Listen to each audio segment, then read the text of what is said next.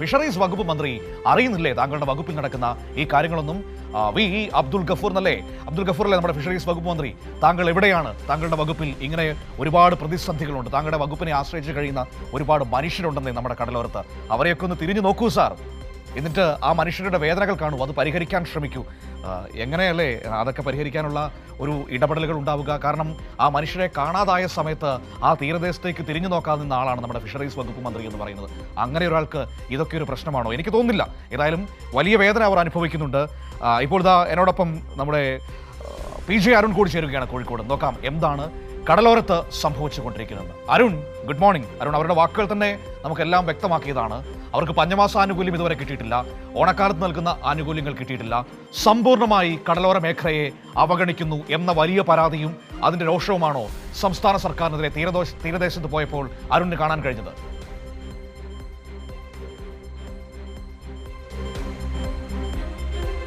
Manu, good morning.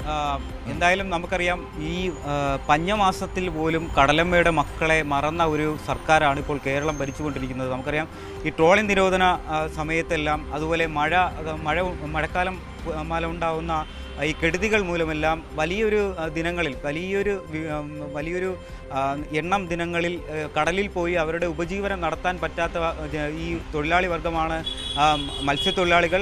ഈ കടലമ്മ ഇവർക്ക് എല്ലാം നൽകുന്നുണ്ടല്ലോ, അവർക്ക് വേണ്ട ഈ ഉപരി ജീവിതത്തിന് വേണ്ടി, അവരുടെ നിത്യജീവിതത്തിന് വേണ്ടി കടലമ്മ നൽകുന്നുണ്ടെങ്കിലും പക്ഷേ സംസ്ഥാന സർക്കാർ ഇവരെ ഈ ഒരു ജനവിഭാഗത്തെ മുഴുവൻ മറന്ന ഒരു നിലപാടാണ് ഇപ്പോൾ കൈക്കൊള്ളുന്നത്. എന്തായാലും ഈ ട്രോളിംഗ് നിരോധന സമയത്ത് തുടങ്ങിയ ഒരു പഞ്ഞം, അത് ഈ ഓണക്കാലത്തും ഈ ഒരു അരപ്പട്ടിണിയിൽ കഴിയേണ്ട ഒരു അവസ്ഥ, അത് ഈ ഓണക്കാലം ആരംഭിച്ചിട്ടും എല്ലാ ജനവിഭാഗങ്ങളും ഇപ്പോൾ നമുക്കറിയാമല്ലോ, കേരളത്തിൽ ആ ഓണത്തിൻ്റെ ആഘോഷത്തിൻ്റെ അലയൊലികളെല്ലാം ഉയർന്നു തുടങ്ങി. അപ്പോൾ പോലും ഈ മത്സ്യത്തൊഴിലാളികളും ഇപ്പോഴും ദുരിതത്തിൻ്റെ കയത്തിൽ തുടരുകയാണ് എന്നുള്ളത് തന്നെയാണ് ഇവരുടെ പ്രതികരണങ്ങളിൽ നിന്നും നമുക്ക് ഇന്നലെ മനസ്സിലാക്കിയത്. ഞാൻ ഇന്നലെ പോയത് കോഴിക്കോട് ജില്ലയിലെ തീരപ്രദേശങ്ങളിലായിരുന്നു. ഇവിടെ നിരവധി പേരാണ് വലിയ രൂക്ഷമായ വിമർശനങ്ങൾ സംസ്ഥാന സർക്കാരിനെതിരെ ഉയർത്തിയിരുന്നത്. അത് വലിയ രീതിയിലുള്ള പ്രതികരണങ്ങളിലൂടെ അവരുടെ അമർഷം അത് രേഖപ്പെടുത്തുകയുണ്ടായി. എന്തു പറഞ്ഞാലും ചിരിച്ചുകൊണ്ട് മാത്രം കൃത്യമായി മറുപടി പോലും നൽകാത്ത ഒരു മുഖ്യമന്ത്രിയാണ് ഉണ്ടായത്. ഫിഷറീസ് വകുപ്പ് പോലും ഇക്കാര്യത്തിൽ മത്സ്യത്തൊഴിലാളികളോടൊപ്പം നിൽക്കുന്നില്ല എന്നുള്ളൊരു പരാതി ഇവരെല്ലാവരും ഒരുമിച്ച് രേഖപ്പെടുത്തുന്നുണ്ട്. ഇതിൽ ഏറ്റവും പ്രധാനപ്പെട്ട മറ്റൊരു സംഭവം എന്ന് പറഞ്ഞാൽ തിരുവനന്തപുരത്ത് മുതലപ്പുഴയിൽ മത്സ്യത്തൊഴിലാളിയെ കാണാത്തതായിട്ട് ഇപ്പോൾ 17-18 ദിവസങ്ങൾ കഴിഞ്ഞിരുന്നു. ഏകദേശം 3 ആഴ്ച അടുക്കുന്ന ഒരു സമയമായിട്ടും അവരെക്കുറിച്ച് യാതൊരു വിവരവും നൽകാൻ ഫിഷറീസ് വകുപ്പോ സംസ്ഥാന സർക്കാരോ അവർക്ക് കഴിയുന്നില്ല എന്നുള്ളതിൻ്റെ പ്രതിഷേധവും മത്സ്യത്തൊഴിലാളികൾ പ്രകടിപ്പിക്കുന്നുണ്ട്. ഞങ്ങളുടെ ജീവന് ഒരു സുരക്ഷയുമില്ല, കുടുംബത്തിനും ഒരു സുരക്ഷയില്ല, ആ സുരക്ഷ ഒരുക്കുന്നതിൽ സംസ്ഥാന സർക്കാർ പരാജയപ്പെട്ടു എന്നുള്ളത് തന്നെയാണ് മത്സ്യത്തൊഴിലാളികൾ പറഞ്ഞു വെക്കുന്നത്. അതുപോലെയാണ് തണലെന്ന് പറയുന്ന പദ്ധതി.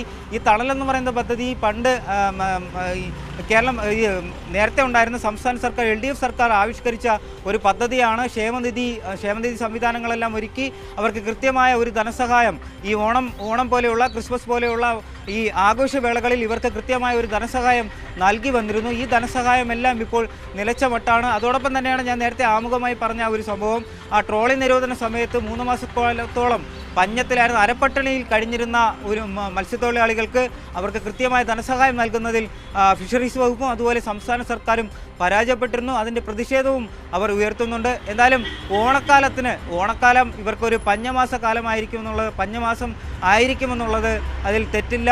അവർ പറയുന്നതിൽ എന്തെങ്കിലും പ്രതിഷേധിക്കുന്നതിൽ തെറ്റ് പറയാനാവില്ല.